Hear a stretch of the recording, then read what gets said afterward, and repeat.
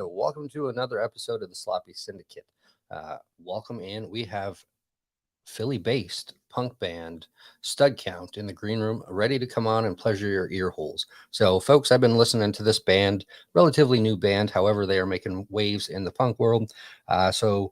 Female-fronted band. If you would put Ramones, the Donnas, and Bratmobile together, and they had somewhat of an orgy, or conceived, you would get Stud Count. So, without further ado, let's bring Stud Count in. Let's rock this joint. So, what is up? Thanks for coming on the show. It's a pleasure to have you. Yeah, of course, man. Thank you so much for having us. Absolutely. Let me turn that up. There we go. Based out of Philly, you guys have experience with multiple other bands, from what I've read. And then, so what was the deciding moment where you said, "Hey, let's throw it old school. Let's do Stud Count and bring back the good old punk rock"? Well, I've been playing in punk bands since I was like 12. And I don't know, man. People don't really get their band sound out of high school 9 times out of 10. And so, I don't know. I've been in a bunch of hardcore and punk bands. So have the rest of our guys. Norell's done like singer-songwriter stuff for years. And I guess it was like 3 years ago. I just stopped playing with another like a hardcore band of mine, and me and a drummer from Philly had loosely talked about doing something of the more melodic variety. But that's all talk every time. It's never going to happen. So because I had nothing else going on, suddenly I hit him up and I said, "Let's get coffee. Maybe we could talk about what to do." I wrote a demo's worth of like 77 songs. Originally with the idea of me doing vocals, probably would have ended up sounding something like Spiritual Cramp, like one of these other modern bands that has a lot of like 77 influence, maybe Exploding Hearts at the poppiest, but I can't really sing that well. So I'm really glad it didn't end up happening like that. And we went to the mountains, where Nerl's parents live, for Thanksgiving at the time. And I was like, honey, what if I just, instead of teaching you all these guitar parts, what if you just sang? And her eyes lit up, and then she just killed it. I could not care about learning the guitar. I tried, and because I like finger picking and stuff, and I was like, I do not want to do this. So it's a good thing I sing. And I didn't even tell anyone, but I got to practice, and I said, "Hey guys," the first practice, and I said, "Hey fellas," and other people who aren't fellas, I suppose. We should try Neural on vocals before we do anything. And they were like, "Oh, that's kind of sudden," but everyone was like, "That sounds great." They were actually too excited. I was a little offended. And then she killed it. I mean, hell, we ended up sounding so much cooler. So that's really how we came to be. This was the boredom was what happened. Boredom and Providence. All right. So, yeah, you guys had your first EP come out in 2020, January of 2020. That's how probably my, there's two songs on that EP. That's how I get great vocals throughout the entire catalog that you guys have. But that one gives me probably the most Ramone vibes, which I love. And then Pleasure Center Promo came out in August of 2020 as well. There's 4 songs on that. You heard a little bit of the intro that was playing. So that was one of my other favorite songs. And then 2021, the single Talking to You came out. But however, we have some big news coming up that we are excited to share with the fans on YouTube, Twitch, and Facebook, as well as the podcast world. So if you're listening in the future, we appreciate you listening as well. So in 5 days, am I correct? Wait, I'm backwards. What's today? Yeah, so roughly 5 days. You are dropping. Today's the 16th, right? Flag Wagon Day, right? That's the. Yep, 16th. Okay. So on the 20th, they are dropping the newest single along with a video with their debut album that's getting ready to drop in July of 2022. So it's a full-length album. How many songs are on that? 12. 12 songs? Okay. So 12 songs coming out, and man, they are working hard. They got a ton of stuff going on. So tell us how it was to finally get a full length record going. And not only that, you guys are playing So What Fest, which is massive this year. I'm a little jealous I can't make it, but that's going to be one heck of a show with all different genres. So I started writing those songs in 2019. So the fact that it's like finally coming out, I mean, we went in and like recorded the whole record at the end of 2020. It's been like a long wait, man. Like we had one show 3 weeks before quarantine hit in 2020, and it was amazing, and we were just riding that high, and we're like, yeah, let's go, let's demo this LP. And then COVID hit. And that was like, we're coming on, 2.5, 3 years now. And so for us, for Smart Punk to be nice enough to sign us, I mean, I only sent that record to a couple of people. That's super backwards for me. Coming from playing like hardcore punk for the last 15 years, like to like writing a more melodic record, and like I never shot my record that I sent it to anybody. Like if your hardcore band hasn't been noticed by somebody at a certain point, just start a new one. And so for one, I can probably speak for Neural on this front. We're super stoked that somebody cared enough to put out a record at all, but let alone a label with a legacy like Smart Punk. And then to be put on So What, just off the bat, that was the second show we ever agreed to. And yeah, so, that's huge. Smart Punk is like a huge deal. Or whatever is insane for us. So we're super stoked. We're touring around it. And yeah, man, I feel like a kid. Like I'm ready to go out there and have fun. I haven't played a gig. I played one with one of my other bands in October last year, and that's it for 3 years. Now, would you say, with the quarantine and COVID obviously kind of shut us down for a while, would you say the band took full advantage of that, kind of fine-tuning the album, finishing up the album? So how did the quarantine affect you, pros or cons? We had a great time. I felt kind of weird because everyone else was like, man, this really sucks. And like, it did suck. Yeah. But I think we made the most of it. We were very blessed. We had like a core group of friends, which was our band basically. So it's like, we'd like, and when we would travel, we'd quarantine ourselves so that like we wouldn't get each other sick and stuff. But it was really cool because we would just hang out with each other. And that was our like tight knit group, but we'd get to practice. Like we'd still get to hang. We'd still make food together. Like we'd still like have. By the time that 2020 was like halfway done, we were having the only parties in South Philly, which were not really issues because we had our core group of friends. We had like an overlap of 10 people that we all hung out with, and not really anyone else. I think I was more social in 2020 than I was in 2019, if we're being honest. And I did a lot of touring in 2019. So but it really did the band well because it brought us closer together, and we got to, I think in that time we wrote together too. And so like we added stuff to that. Like I would bring lyrics to the practice, and like we just like go off of something somebody wrote or something. And so it was really cool. I think it really blessed us, honestly. Yeah. And 100%. I agree with everything Earl just said. And then also like these bands, like I play in 3 right now. And like the way that my writing style is that I just write it all in my head myself. I teach it to our drummer, who's the man, Brett. He plays drums in all 3 of my bands. And shout out Brett. Yeah, shout out Brett. Also shout out his cat. I really wish you could interview him. He would make. He's a massive animal. He's so big, dude. Yeah. Shout out Doug, the cat. He's an absolute unit. He's a cat. He's chunky. Doesn't quite describe. He might be 40 pounds. He might be like 30. Yeah, he's seriously big. You ever see Tony Soprano in his prime? He just basically, it's the same idea. It's this big South Philly cat.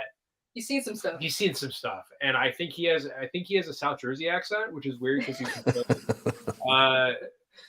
but great guy. Anyway, that's like the mafia cat. He's like, yeah, he surely has a past in the mob. But Brett watched him fend off 3 raccoons before he ended up bringing him. He was a stray first. Yeah. And he's got to be like, listen, man, I just need you to know that this is extremely important to describing our writing style.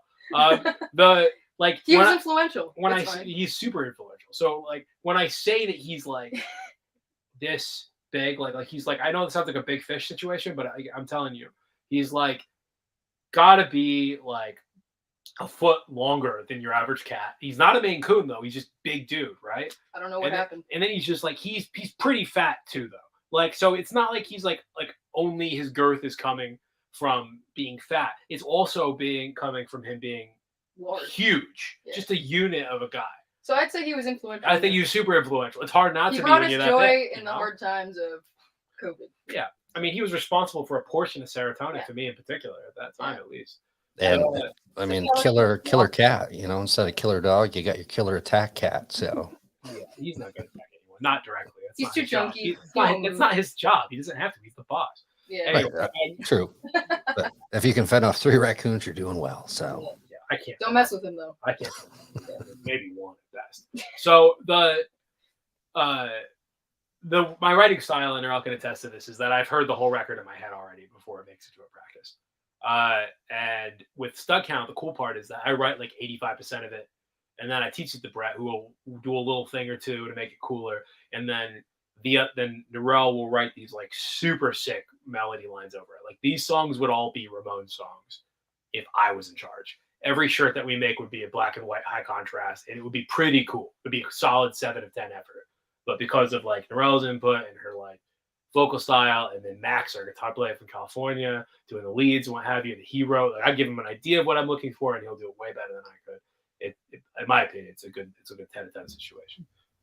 Yeah, it's awesome that you guys were able to, kind of be together during quarantine, because I know a lot of bands, they had to do, over the computer and just kind of send stuff, obviously not everybody is close, they may be in Jersey and one may be in PA. So you guys had the benefit of reaping some benefits out of the quarantine. So that is awesome. Yeah.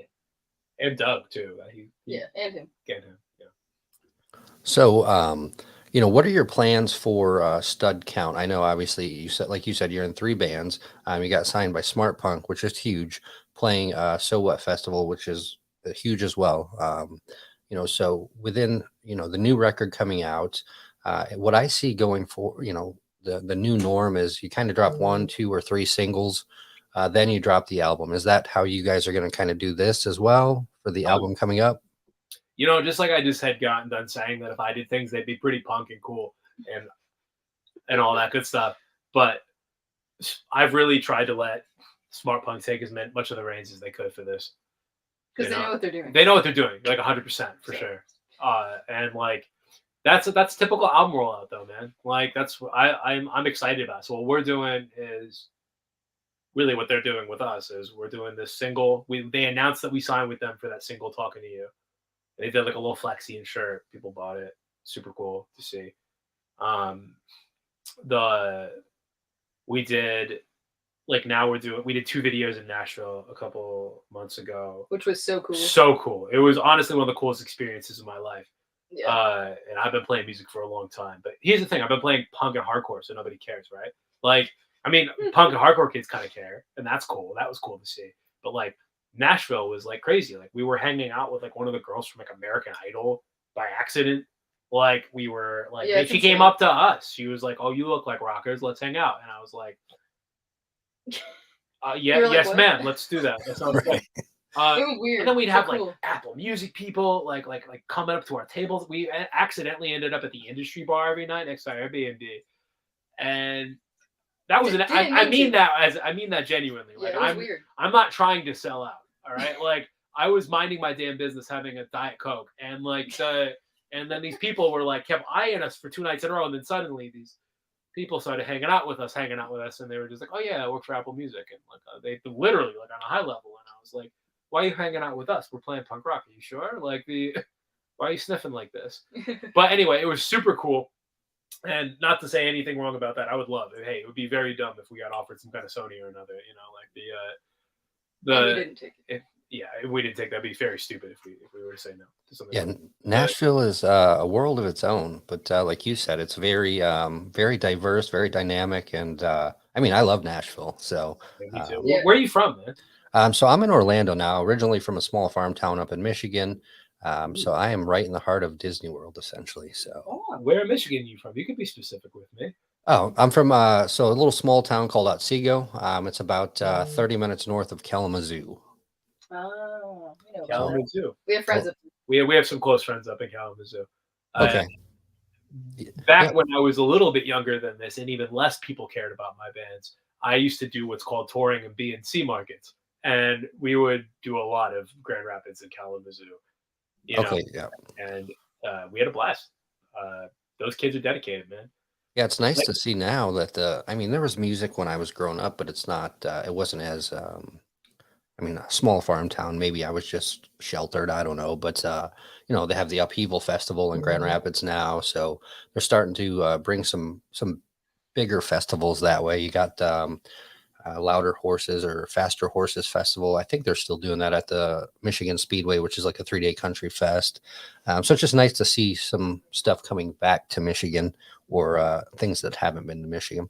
I miss it, but yeah, the small farm town, I just get so bored.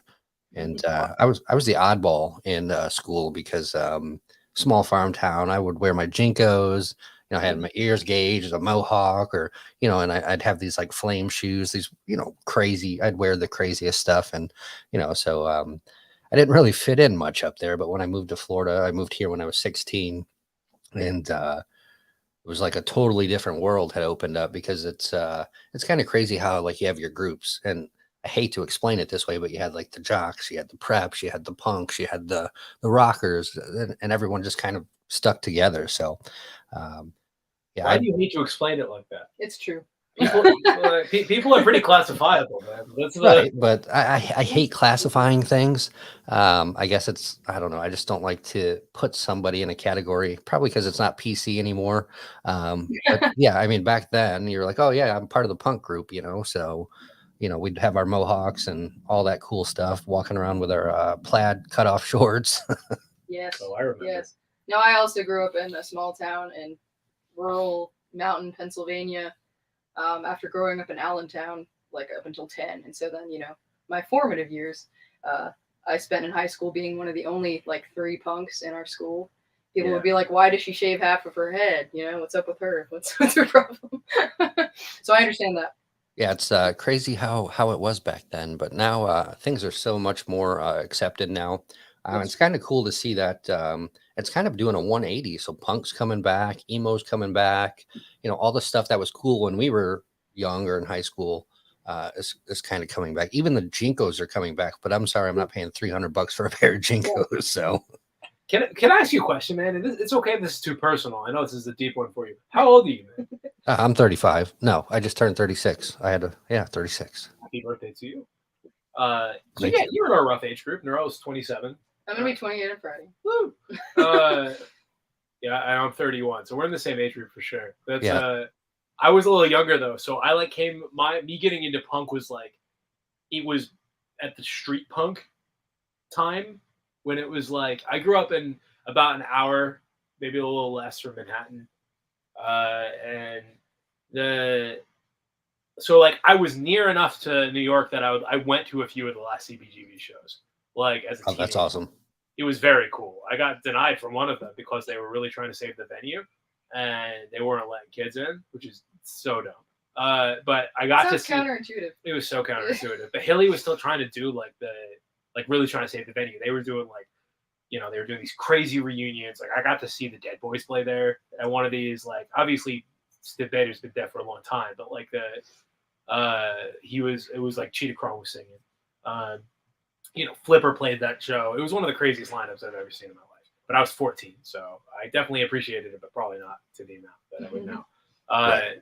But the thing is, I grew up, and there were only 4 punks in my school, too, because I was 45 minutes outside of the city, maybe 5. But I grew up at a time where, like, I don't know if you remember this, or they had this in Michigan, but, like, if you were street punk, there was, like, this whole, like, you got to be decked. Do you remember that term at all? Like, nope, we didn't have that. No, you looking decked as fuck. And I'd be like, thanks, bro. I really appreciated it. It meant like you had like all your studs like all up in your business. You look right. Your hair was spiked the right way and what have you. Like And so I came at a time that my point is that it was much less cringy when I was into it. And we, we didn't have Jinkos. We weren't that cool, but we did ask each other one another's stud count genuinely. So. That's where we were clearly onto something, But it's a tongue-in-cheek stud count. It's a joke, but I'm sure we'll get there. Anyway, yeah, no, I love punk rock. So I don't know what we were talking about. I bet it was important though. So stud count. Go ahead and elaborate on the name of the band. Oh yeah, He came up with it. Give us a little taste of it. So a little taste. Go ahead. Have yourself a little taste. See what happens. Go ahead, Matthew. Take the. So I have a rule, and that is that I will not name my band to take a name. I don't care. My 5 years before that, maybe for the last decade, I haven't. One of my rules at first was like, well, if I have a take a name, it's got to be by a band that didn't do anything at all, or a band that's from like Europe or something, or a band that is a completely different genre if they're from another country. You know what I mean? So like, there was an EDM band of the same name as one of my past projects. I was like, whatever. That's true for Waste Management as well. That's true for Spine. I don't know if you knew that. Like, but it's actually true for No Tolerance, I think, too. But Stud Count, that there is no band called Stud Count. Thank God. But the idea is that like we're playing punk, but it's like super poppy. Like it kind of sounds like the Sundays and the Cranberries more than it does like, I don't know, what's like the Circle Jerks or something else that I would like, that kind of punk, And so that's the idea, is that it's like, nobody's asking me my stud count in 15 years, but the idea is that like we're punks, but we're playing pop music. So the joke is that it's like a cred check. You're a big stud. That's where it came from. You're the big stud. Because I'm a big macho sort of stud, and of course I'm very cool and handsome, right? I mean, I agree. And so yes, I married you, so it's true. And folks, if you look up, 5 years ago, with that stash, he might have been in a porno. So I can guarantee that's not So anyway, the idea here is that stud count is like a joke at the fact that we're playing pop music. Okay, I wasn't sure if it was involved with like we always had studs on our jackets, the studded belts. Yeah, that's the idea. Is that like it's a cred check on the fact that all these punks in this band are playing pop music together. Which the great irony is that I don't think anyone else hears that as pop music. But when you're playing power violence and hardcore punk in every other band, it just kind of feels that way when you write a non chorus on half your record. Yeah, I feel like it'll only sound softer to people who actually liked punk. 100%. Which maybe is part of the reason we named it stud count, because it's like you're not going to really get that unless you already like punk. Unless you had a stud count at some point. Yeah. See, personally, obviously, we were very cool in punk rock when we were younger, asking people the amount of studs on their jacket. Yes. Yeah. So there it is. There it is. I still love the stud belt, but I can't pull it off anymore. Oh, I bet my you old could. age. Come on. Now I just wear cutoff shorts, and usually cutoff shirts everywhere I go. That's why they don't call me White Trash Donnie for nothing. So I like it. Good. Well, in Florida, you gotta. Yeah. And so I'm excited to see what the new album of coming out. Obviously, you guys got some big things in the works, and man, it's been a long time in the making. Not in the making, but long time coming. I'm heading to Rockville this Wednesday. Finally, some live music after a couple of years. It's finally coming back. So do you guys have a tour leading up to So What, or are you going to So What and then a tour? How's that working? It's like right in the middle. Yeah, it's like just honestly, cost efficiency wise, it just doesn't make sense. Like until as a new band, they're not going to be giving us the kind of money at a fest that be worth flying out for, especially because. So you were talking earlier about quarantine, right? And like how in quarantine we all had the luxury of being together. Well, Max, our guitar player, lived in Orange County again. He's from there, and then like everyone else, for some reason, in the last 8 years, he moved to Philly, and he was there for 6 or 8 to 8 months before quarantine hit. And that's when he became part of the band, and then when quarantine hit, he moved back home. Yeah, so he did those leads from a distance. Yeah. Okay. And he like the person who was playing bass in our band, Haley, quit because they moved to Central California, and then Max is our guitar player's best friend, who plays in like another band that you'd probably be into if you like this stuff called Which Way. He was like, he had it with Punk All Me, he just joined on the bass and backup vocals. And so like that really right now as a band, we're living in Philadelphia, East Tennessee, and Orange County. And so, so what we're doing is we're meeting up, we're kicking off in East Tennessee, which is a good sort of central location. We're kicking off Johnson City. We're doing Nashville. We're doing Little Rock. We're doing the Fest. We're going to be there all weekend to hang out. My brother's flying in from Los Angeles, which I'm very excited for. We're Kansas City on the way back. Cincinnati, Chattanooga, which has a crazy music scene right now, and then going home. Ending. So it's pretty cool. It's our first tour. So we're doing like 3 on one end, 3 on the other, and yeah, I'm stoked, man. I'm also really excited to go to this fest because it's so weird. I feel 12. Like I've been to Warped Tour, I've been to This Is Hardcore, like I've been to like, you know, other things that are kind of like they all kind of make sense. But this one is so like vast genre wise that I'm just like I don't even know what I'm gonna watch. Like I have no idea. I don't even know what I'm gonna do. Yeah, when I saw the lineup and what they were doing, I was like, holy crap. Yeah. Like, you have hip hop, you have every genre imaginable at that festival. So that's going to be wild. And yeah, so have you, what is it? We Are Young Fest as well. That's another big one coming out. And everyone at first thought it was like, what is it? Fire Fest, like 2.0, because they had like this lineup of like My Cam, like all these bands, and they're like, "There's no way they're gonna play that in 1 day or 2 days," and then they extended it like 3 days, and then now it's 4 days and like 2 different weekends. And they're so much. I mean, I get it.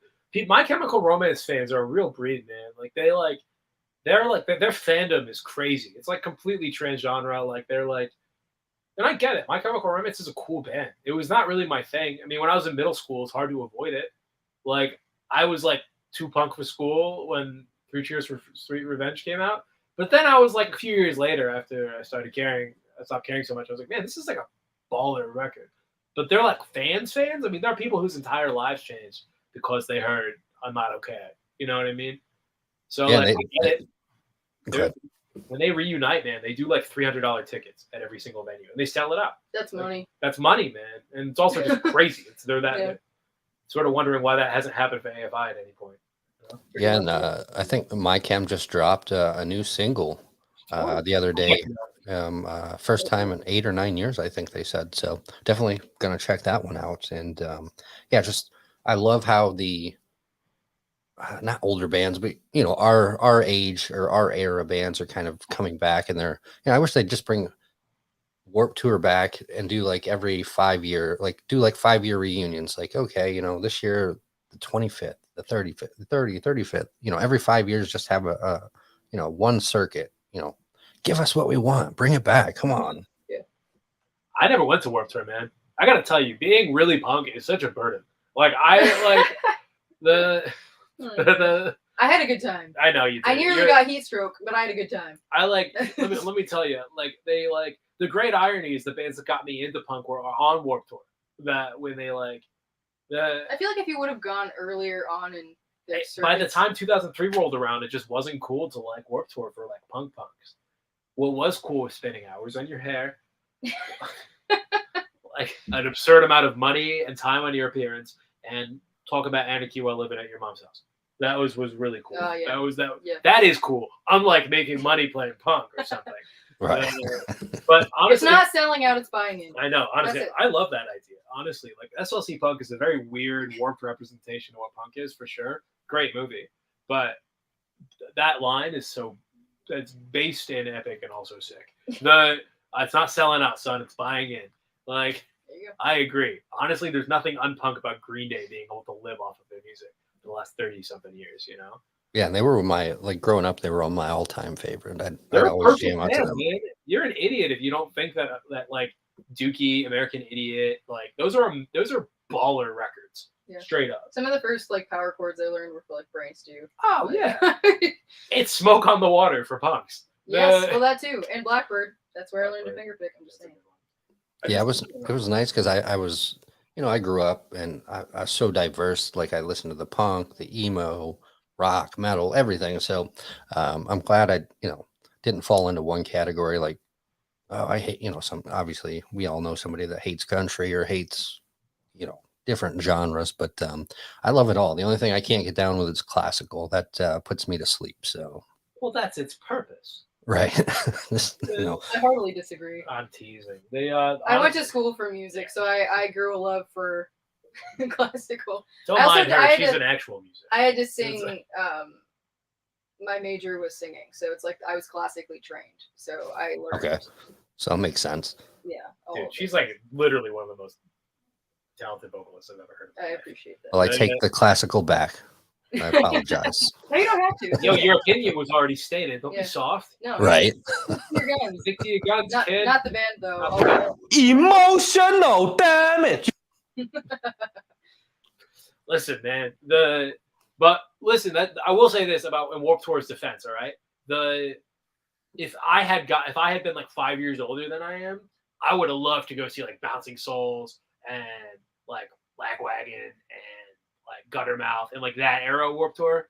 You know, like honestly, okay, I'll cut it to you straight too. Blink-182 slapped in the 90s. Like I was like 8, maybe 9 when I found a bootleg of one of their records at a flea market. I was like, oh, this is amazing. They're talking about pee. They're talking about girls. They're not doing it the same way that R. Kelly necessarily does it, but they're doing both.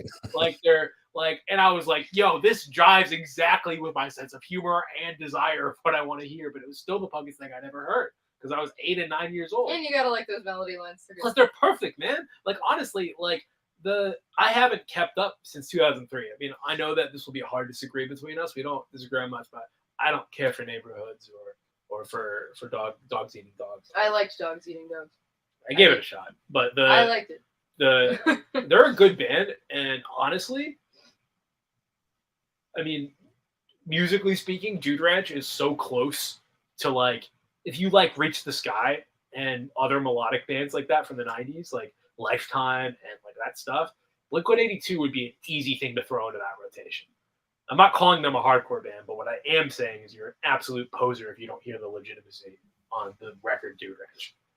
Yeah, that's one of my favorite records. And then the President of the United States, Peaches, and then everyone loved Peaches. I love the Dune Buggy song, Little Blue Dune Buggy in my talking about the band Presidents of the United States of America. Yeah.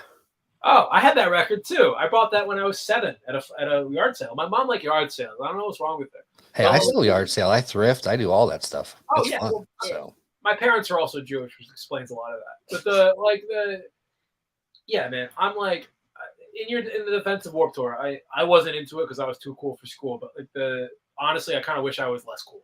And I still remember the craziest set when I went in like 2012 was like the Chariot. They were just insane. I was like, what is happening? No one knew what was going on. Not even them. it was wild. You were talking about categorizing people, though, and that's the craziest thing. Is I don't know what it was like when you were in high school or whatever. But where I came from, like subculture was divided as hell. Like emo and punk was like, no, we're fighting. Like, and it was all like super tongue in cheek and corny. Like bands were talking about songs like they had a song called like, oh fuck emo, or like emo is gay or something, and I was like, yeah, something, emo is pretty gay. And then the great irony is then like it took me like 3 years to be like, what, this Taking Back Sunday record actually slaps. You realized the error in your ways. I realized the error of my ways. It was I had slightly less spiky ways soon afterwards because I was like, what? Did you get a little sad? I got a little sad. I got a little sadder than angry. I started processing my emotions, and suddenly the AFI discography started to make sense to me. And I was like, this is amazing. I honestly wish I was less cool when I was younger. Yeah, we kind of rallied together. The weird group rallied together with everybody. So we. What do we have to do in small towns? See, that's what we had to do. All the weird kids sat at one table. I lived in a Midwest city for a few years when I was younger, and it was the same situation. All the cool stuff gathered at the same places. The only bar with vegan options, right? Had punk bands on alternating nights, and sometimes they'd have a metal night or whatever it is, like the indie. That was I'm with you. So Once more, wish I was less cool. What's up, E? Thanks for joining us. Justin Bell, Exactly Emotional Damage. Hey, Van Tony, thanks for joining us. Primus, that's a good band there. Primus. Oh, yeah. So there was a race to drivers. Clutch. There's so many good bands from back in the day, but yeah, try not to be so cool. And Oh, I'm way cooler now. It's too late for me. He's cooler now because he got less cool. I heard Saves the Day once, and I was like, you know something? I think I'm a little bit through being cool. Yeah. And then you started listening to Mineral. I was like, some Braid. Oh. I mean, don't say that. It's gonna trigger him. He's from the Midwest. That's yeah. What's up, Russ? Thanks for joining us, folks. If you have any questions, don't hesitate to throw them in the chat. We are Come on, ask us a question. Right. So, how can we support Stud Count? Do you guys have merch, CDs? How can we support the band? I do know this. Well, number one, come out to the gigs, man, or to Sew It Fest, or to Sew It Fest, and come early because we're early on Saturday. Come to the shows. If you're like anywhere in the Midwest or American South, like you'll be within 2 hours of a Stud Count show. We're on Instagram also. We're on Instagram. Where all of these shows are posted. We were forced to make a Twitter at gunpoint by our label. That's not true. No, it's true.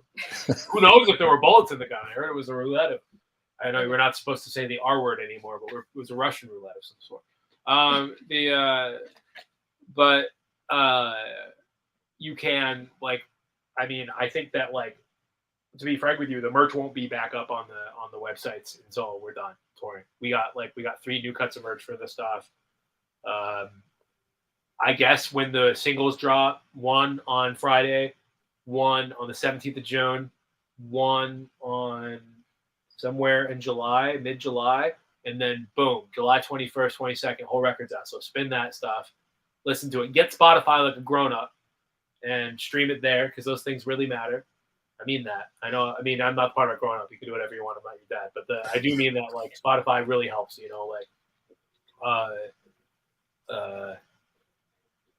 Yeah. I guess that's it.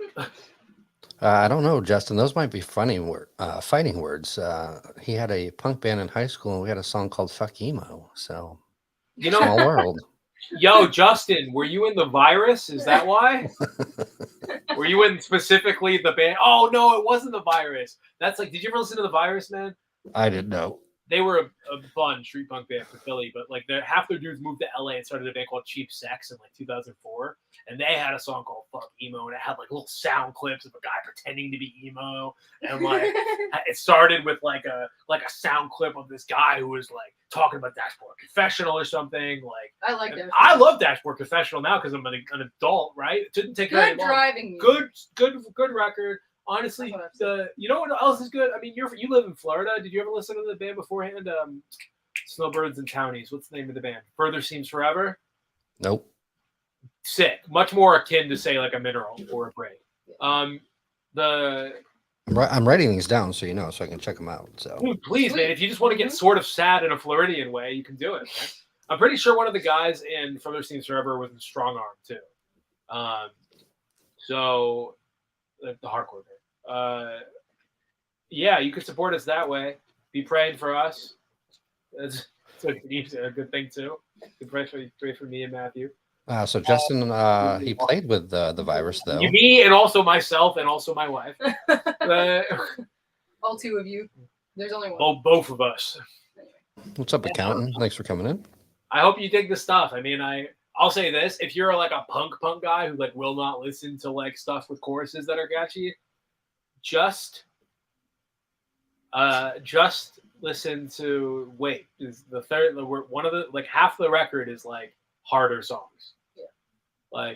It's an even mix of it's melodic, an even mix of yeah. Go ahead. Of melodic poppy stuff and then harder, very hard hitting I mean, we have 2 songs I would argue are hardcore songs. Yeah, we have 2 songs that are basically a minute long. Yeah. And just to the point. Right? See, I haven't had a punk band on in a long time. I even had to go get my nose pierced. I went and got my nose pierced yesterday just so I could fit in and feel punk again. Did you really do that? Yeah.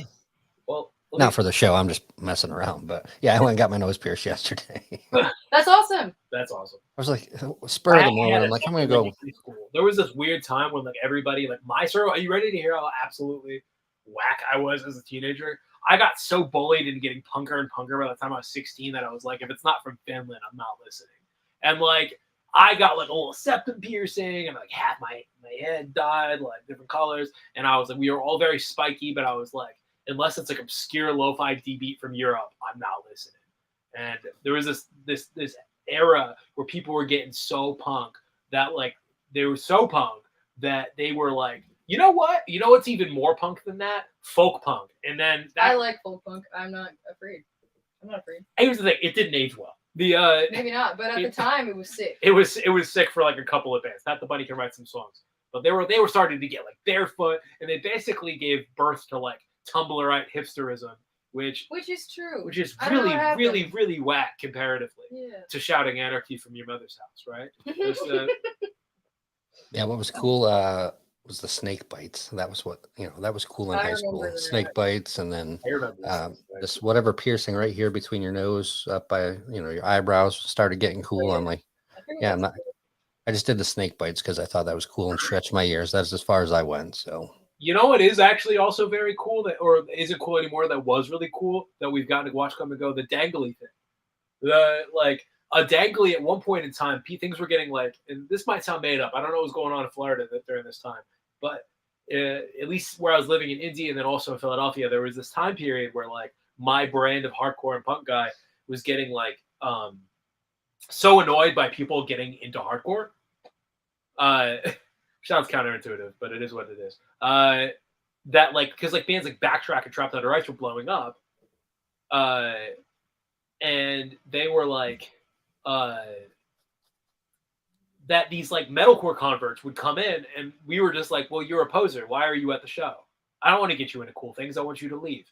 Like, and then it basically we were like, how can we get away from this? They've discovered our like New York hardcore type bands, like they know who No Warning is now. What are we gonna do? And so we were just like, we should go faster than this. Let's all be in youth crew bands suddenly. Hey guys who are also straight edge, any of you, let's do a youth crew band. And then people are like, I like youth crew now too. And we were like, we got to get more punk than this. And then we were just like, all right, that's it. That's over. We've all got to sound exactly like Negative Approach and make all of our records super lo-fi. And then basically we were like, and we're only playing in basements. If you're not willing to come to the basement, you ain't legit. And so then we did for years. And then everyone caught on. We were like, and then two things happened. One, hardcore kids just went back to playing whatever the hell we wanted to. And then the leftovers from the art school crowd became way worse.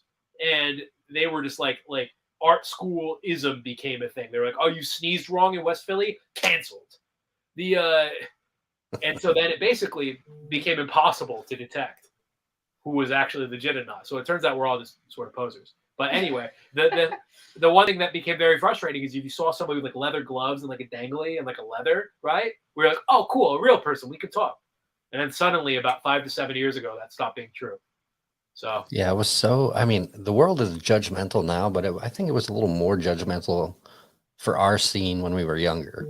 I'm a big fan of judgment. So I mean, I'll sit there and judge anyone all day long. I'm a people watcher, so I'll sit on the bench, just making fun of people myself. So people watching extraordinaire. Right? I literally like this dude already. Are you gonna make him a sign? I'll be like, why trash Tony? Right. My boy Blue. Yeah. So, is that a question that I see? What was your most memorable gig and why? Yep. So that's from Justin. What's your most memorable gig and why? For this band? Well, any band. More than one. Is it that we had to play it, or is it that we went to it? Justin, help. I'm gonna say either or. Okay. Well, first I want to hear White Trash Johnny's most memorable gig. Oh God. You can name two. How about that? That'll make it easier. Oh man, my most memorable gig. Shoot, I was not old enough to drink. I know that much. And yeah, so my one of my very first girlfriends had a very influential family down here, and they knew a bunch of people. And I'm middle class, I guess you would say. I grew up middle class, poor middle class, and so I'm hanging out with all these, let's drive Mercedes, whatever. Money wasn't a thing, and they said, it was an 18th birthday party, and she plays in movies now. She's been in multiple movies, and it was her 18th birthday party, and everyone said bring a bottle. So I brought a bottle of Southern Comfort because I'm white trash and it's cheap. And I get there and I put it down, and everyone looks at me like, who the hell brings Southern Comfort? Nobody drank it. Everyone had like Grey Goose, the fancy stuff. So I was like, whatever. I just started drinking out of the bottle. Last thing I remember, I mean, this house was the coolest house ever. There was a tree house that had a hot tub in it. What? So I was like, I was mesmerized. I've never seen anything like that out in the country. So last thing I remember is falling back off of the table there and apparently blacked out and woke up to being naked and a video of the next day of my girlfriend at the time taking pictures of these girls dancing, like stripping on me while I'm passed totally out. So I don't remember that. And then another one, I was 16 at this time. And this was probably the most miserable experience of my existence. So I was 16 working at Disney World, taking pictures on Main Street. Mind you, it's summertime. It is freaking humidity. It's hot as heck. I hated it to begin with, and I was hungover this day, so it made it even worse. So we went, everyone I worked with was much older. We went out, never got ID'd for some reason. And it was like $6 pitchers of beer. So, I mean, we were literally pounding them. And I ended up puking all over the table. Thankfully, one of them was smart enough to take my ID and put it in, their pocket. And obviously, I couldn't drive home. They took my keys at the bar and got in the back seat of one of the friends' cars. Mind you, I have to be to work at like 8, 9 o'clock the next morning. I opened the door at like 6 a.m. because I had to pee like a horse. The alarm goes off, and I don't know what apartment they live in. So I'm just like, okay, what do I do? And so I open the door. I go pee in the bush. The alarm's going off. The alarm gets shut off. So I'm like, well, I don't want to open the door again. So I sleep on the curb next to the car for the next hour and a half until we have to leave for work. And yes, Disney does have a tunnel underneath that we have to go through, get our wardrobe. And I had to go in a puke shirt and some shorts to work. And then that's not even the worst part about it. The worst part about it is after work, I begged all day long to like let me go. And they finally let me go like an hour early. I had to walk through Magic Kingdom in my puke shirt, hoping nobody noticed, kind of walking like this. I had to catch one of the buses from Magic Kingdom it was downtown Disney at the time. And I had to walk from downtown Disney to the bar, which was like a mile and a half just to get my car. Miserable 2 days of my life. So those are probably I have so many stories. So White Trash Johnny, we better like hang out IRL here soon. You seem like a guy who knows how to have fun and also to have no fun. So I bet you have a really good scale for exactly what to do. It's all in or all out. It's all in. Let's do all in. Well, Sarah, do you want to tell about maybe 2 of your favorite shows? Sure. Most memorable?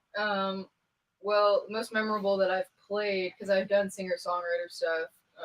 So I've done like acoustic tour stuff. But probably the first Stud Count show in Philly. With Lux and Gel and Webbed Wing. All great bands. Have you heard Webbed Wing, man? They're very good. So Grace and John say hi. Welcome. Yes. I love those people. Have you heard Webbed Wing? No. Trash Johnny? Do you remember Super Heaven? Nope. All right. See, look, you're way cooler than me. That can't be right. So Webbed Wing is a big deal, and they're very good.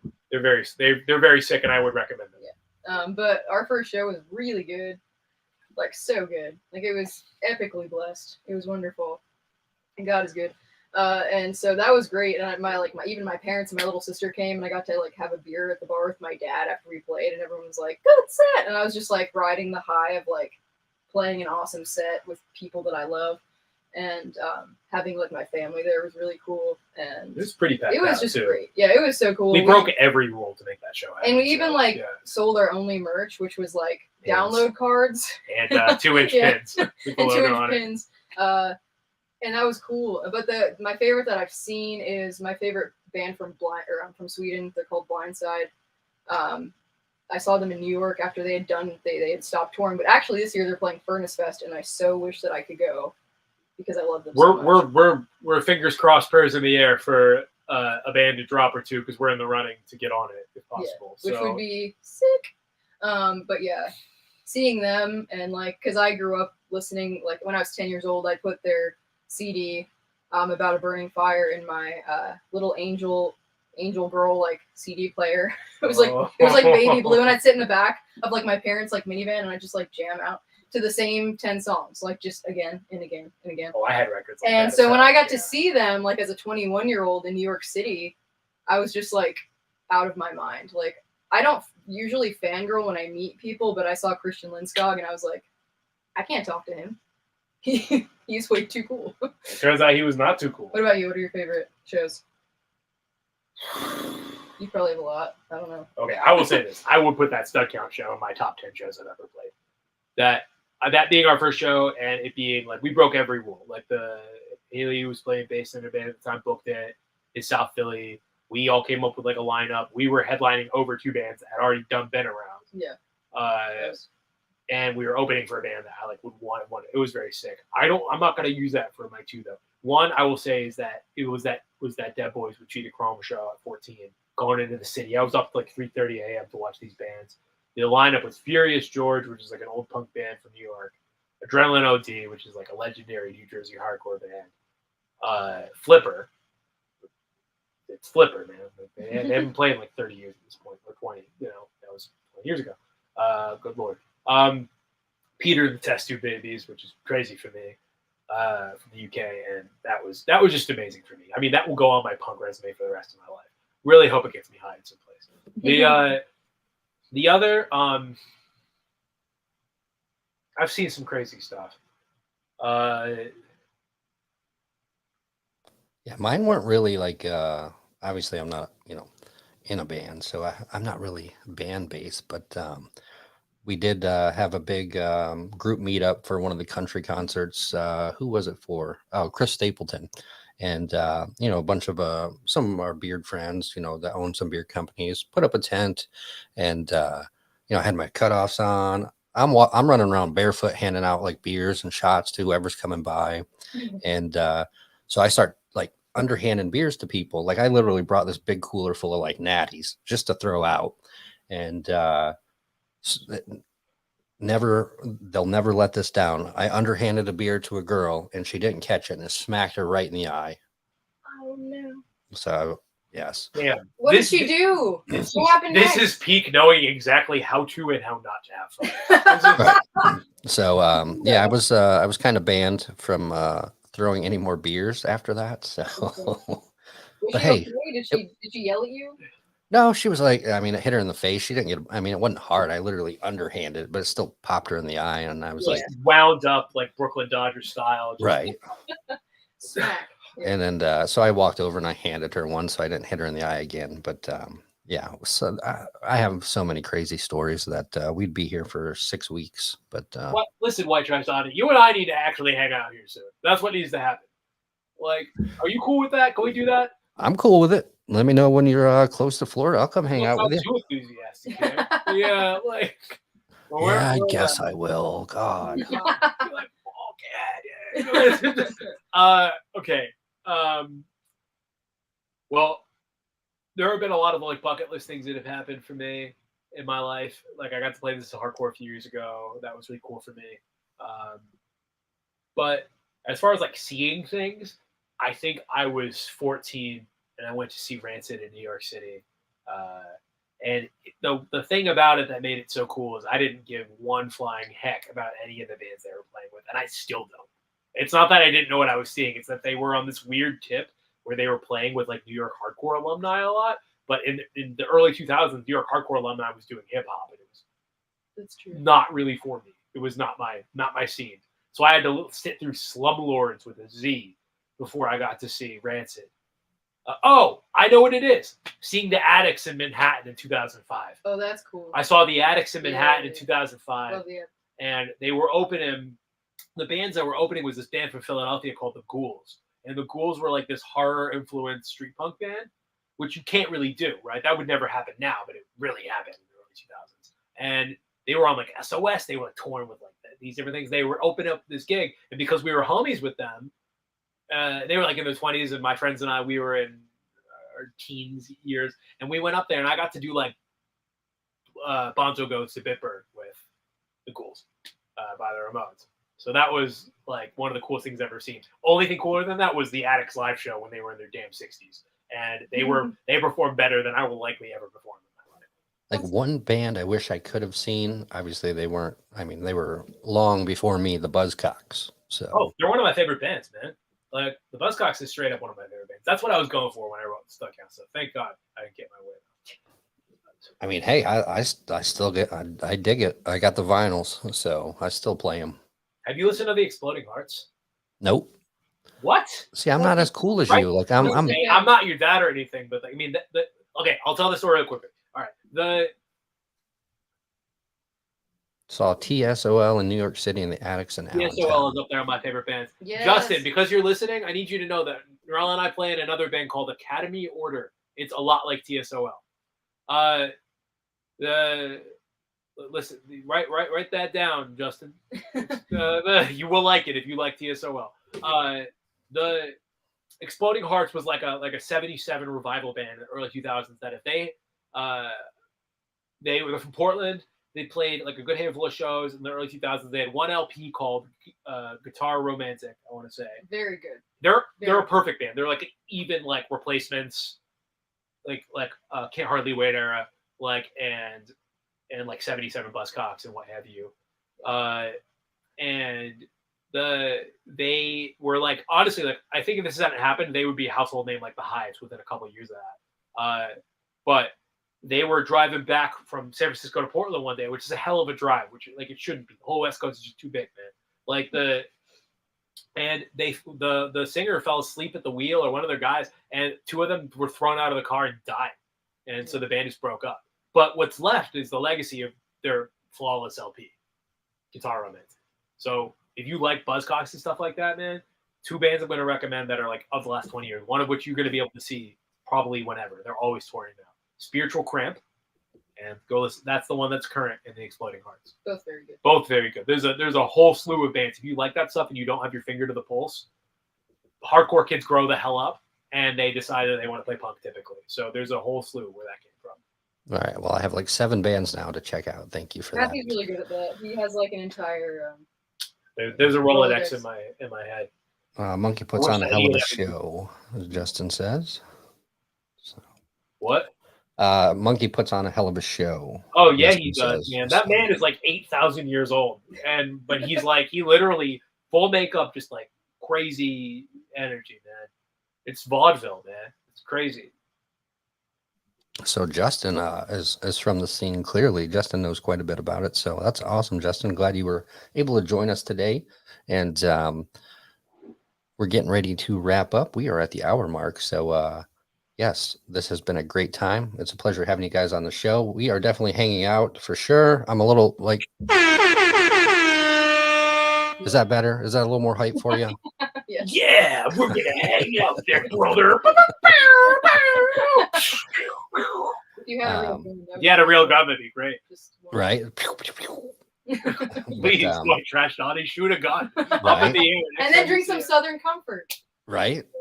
No, I will never touch Southern Comfort again. So that is, he also caught murder junkies in his hometown. Nice. So where are you from, Justin? He is from PA, if I'm correct. Yeah, that's what it says, but you got to be more specific. Did he say Allentown? He said he saw the Attics in Allentown. Justin, where are you from? Let us know. Justin, where are you from? I've decided that no matter what he says, I'm going to act really excited about it. Okay. Right. That's a good decision. But yeah, so I mean, we can hang out at So What Fest if you just like shove me in your suitcase. I mean, I'm small enough. Just like I will not be shoving you in our suitcase. I'm so sorry, sir.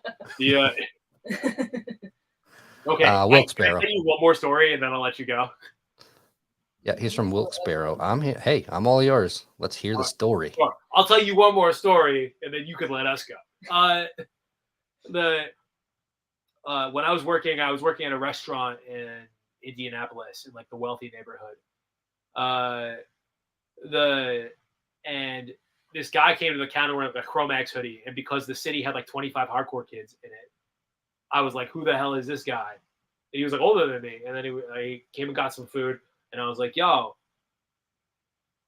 Chromax, who are you? What are you doing? Why are you here?" And he was like, "Oh, I'm here on business, but definitely I'm gonna go see Conflict tonight in Chicago."